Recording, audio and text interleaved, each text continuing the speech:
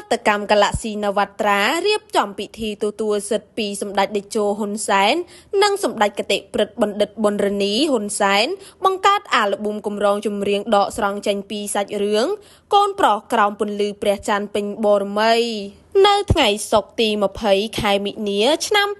2025នេះរៀបចំប្រារព្ធពិធីដល់ធំទទួលសិទ្ធិពីសម្ដេចអគ្គមហាសេនាបតីតេជោហ៊ុនសែននិងសម្ដេចគតិព្រឹទ្ធបណ្ឌិតប៊ុនរនីហ៊ុនសែនក្នុងផលិតអាល់ប៊ុមកម្រងចម្រៀងដកស្រង់ចេញពីសាច់រឿងកូនប្រុសក្រោមពន្លឺព្រះច័ន្ទពេញបូរមីដែលជារឿងប្រវត្តិសាស្ត្រនិងឆ្លុះបញ្ចាំងពីជីវិតតស៊ូរបស់សម្ដេចតេជោហ៊ុនសែននិងសម្ដេចគតិព្រឹទ្ធបណ្ឌិតប៊ុនរនីហ៊ុនសែនក្នុងបុព្វហេតុជាតិមាតុភូមិពិធីទទួលសិទ្ធិធ្វើឡើងក្រោមការអញ្ជើញជាកិត្តិយសរបស់អ្នកអង្គការលេងនវត្រាអគ្គនាយកក្រុមហ៊ុនកលស៊ីនវត្រាគ្រប់និងលោកជំទាវព្រមទាំងថ្នាក់ដឹកនាំក្រុមហ៊ុនទីប្រឹក្សាផលិតកម្មផលិតករអ្នកនិពន្ធតារាចម្រៀងសិល្បករសិល្បករនីនិងភ្ញៀវកិត្តិយសជាច្រើនរូបដែលប្រារព្ធធ្វើឡើងនៅភោជនីយដ្ឋានទន្លេបាសាក់រាជធានីភ្នំពេញមានប្រសាសន៍ក្នុងឱកាសនោះអមដោយបំលឺឡើងសំឡេងជ័យយខោរំលេចពាក្យអរគុណសន្តិភាពអរគុណសម្ដេចតេជោដែលបានស្វែងរកសន្តិភាពអរគុណសម្ដេចមហាបវរធិបតីដែលបន្តការពារសន្តិភាពជារនាំងការពារអាយុជីវិតយើងទាំងអស់គ្នា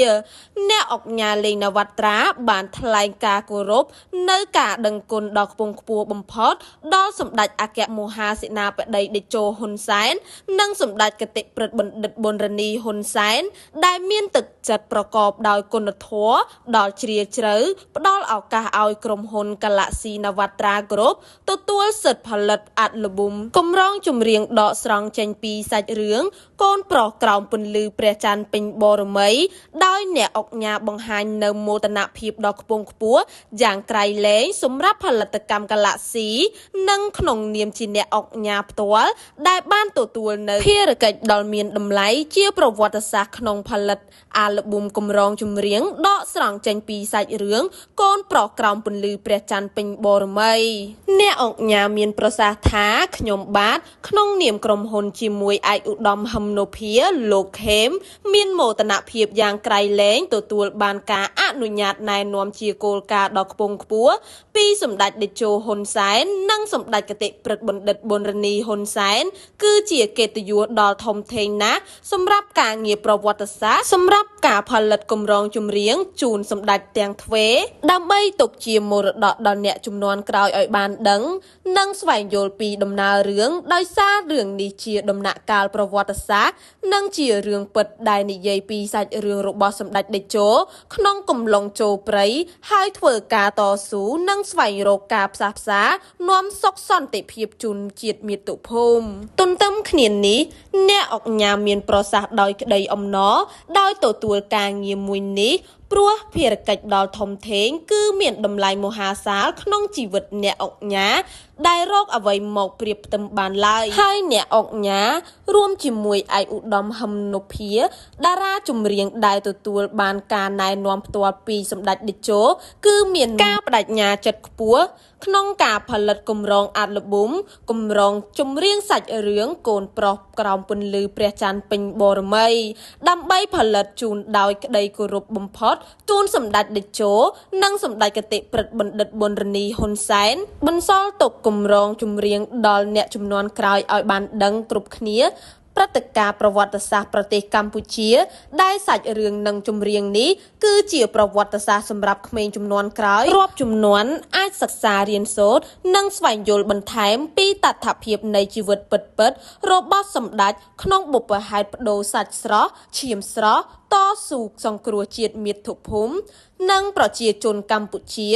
ឲ្យរួចផុតពីរបបយង់ខ្នងប្រល័យពូជសាសន៍ប៉ុលពតនិងដើម្បីធ្វើឲ្យមានភាពងាយស្រួលសម្រាប់ការស្រាវជ្រាវនិងអាចរក្សាសិទ្ធិបានពេញលេញ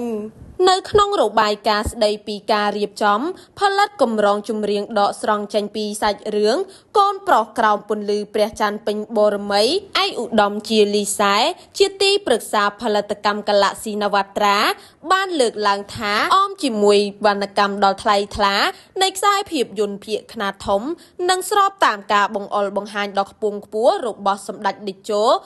ផលិតកម្ម Galaxy Navatra បានទទួលមហាកិត្តិយសដ៏ខ្ពង់ខ្ពស់ក្នុងការទទួលសិទ្ធិដើម្បីផលិតជាអាល់ប៊ុមចម្រៀងផ្លូវការរឿងកូនប្រុសក្រោមពន្លឺព្រះច័ន្ទពេញបូរមីជាជំហានដំបូងក្នុងមួយអាល់ប៊ុមមានប្រហែលចន្លោះពី8វ៉ុលទៅ10វ៉ុលក្នុងវ៉ុលនីមួយៗ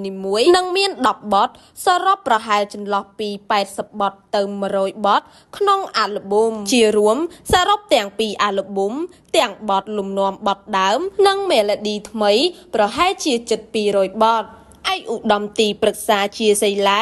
បានបញ្ជាក់ថាសម្រាប់ការងារមេឌៀ